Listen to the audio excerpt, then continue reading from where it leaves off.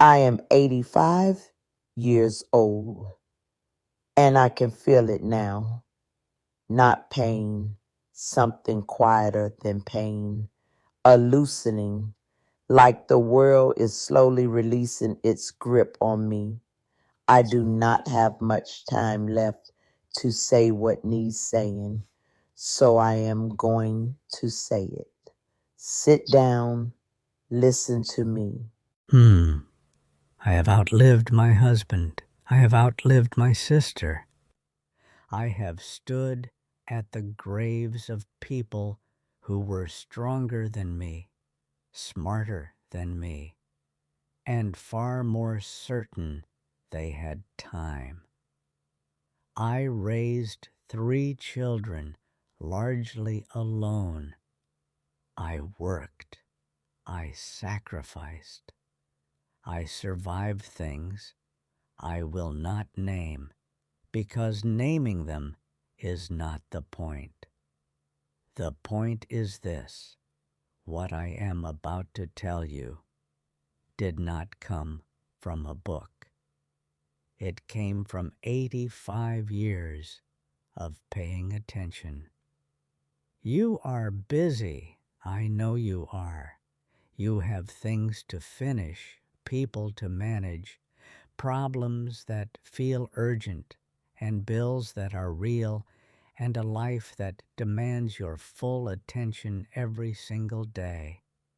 And somewhere underneath all of that noise, there is something you keep meaning to get to, something you keep sliding to the bottom of the list. Not because it does not matter, because it matters too much, because looking at it directly costs something you are not sure you can afford right now. You tell yourself later, you tell yourself soon. I told myself the same thing for 40 years. I am 85 now. Later never came. It is not coming for you either. I want to tell you about a letter I never sent. It was the winter of 1987. I was 47 years old, and my mother was 73 and living alone in the house where I had grown up, 300 miles away. We had not spoken properly in 6 years, not because of anything dramatic. That is the part that still haunts me. There was no single explosion, no unforgivable moment, just a slow accumulation of small silences, small slights, small misunderstandings that neither of us ever bothered to clear away, until the pile got so high we stopped being able to see each other over it. I missed her. I want you to understand that. I missed her the way you miss a smell from childhood, suddenly, without warning, in the middle of an ordinary day. I would be washing dishes or driving to work, and it would hit me, this wave of something I could not quite name.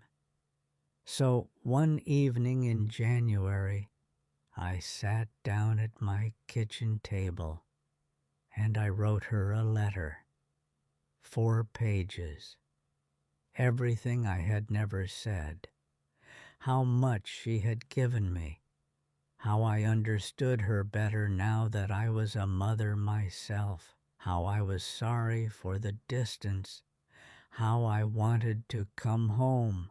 I folded it. I put it in an envelope. I wrote her address on the front, and then I put it in the drawer of my kitchen table, and I told myself I would send it once I had thought about it a little more, Once I had found the right moment. Once things had settled down at work. Once the children were less demanding. Once I felt ready. I was not ready in February. I was not ready in March. In April, my brother called me on a Tuesday morning. My mother had suffered a stroke in the night. By the time the ambulance arrived, she was already gone. I flew home for the funeral. I sat in the front pew of a church she had attended every Sunday for 40 years, and I listened to people describe a woman I recognized completely and had spent 6 years pretending I could live without.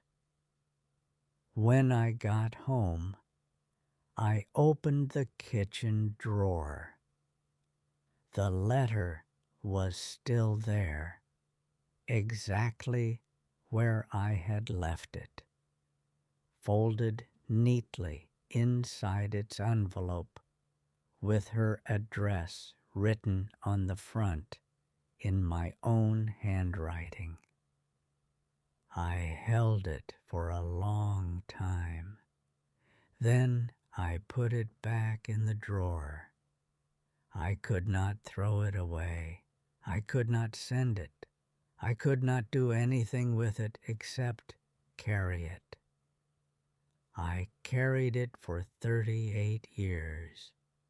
It is in that drawer still, in a house I have lived in alone since my husband passed. And some mornings I open that drawer for no reason I can explain, just to remind myself what waiting costs. 38 years of carrying that letter taught me 3 things I wish I had known at 47.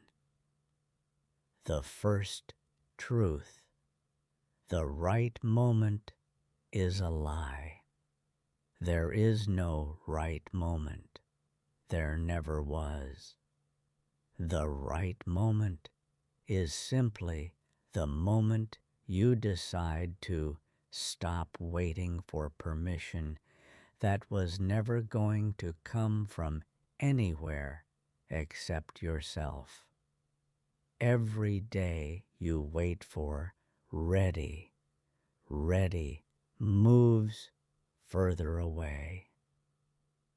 The second truth: silence is never neutral. Every day you do not say the thing, the unsaid thing grows. It does not sit quietly. It takes up space. It changes the shape of the relationship around it until the relationship is mostly made of what was never said. The third truth: the people you love cannot receive what you never send. Your feelings do not count until they are delivered. Intention is not the same as love. A letter in a drawer helps nobody, least of all you. Say it today, whatever it is, say it today. I'm not telling you this to make you feel guilty. Guilt is not what I am after.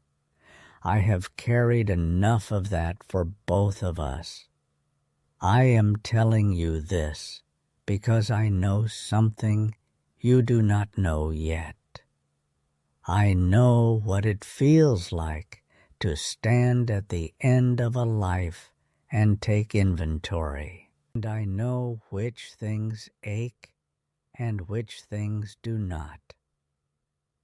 The unsaid things ache the most, not the failures, not the mistakes, not the roads not taken, the words still sitting in the drawer. You still have time to send yours. I did not. That is the only difference between us right now. Use it. I am tired now, more tired than I was when I started talking. But I am glad I said it. I am glad someone will hear it after I am gone. If this found you at the right moment, subscribe.